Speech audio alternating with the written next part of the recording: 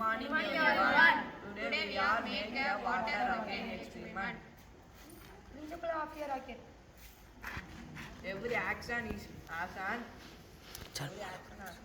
reaction and every action has an reaction and explosion of propellant.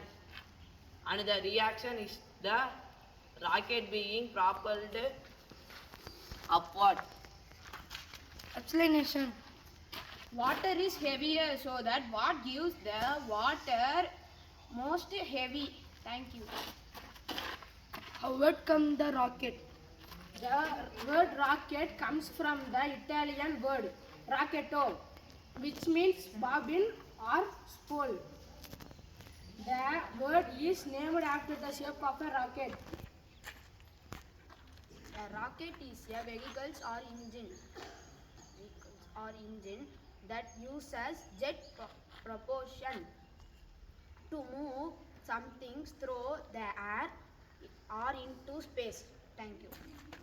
Newton's third law. The two opposing sports are sports also and known as reaction force. Thank you.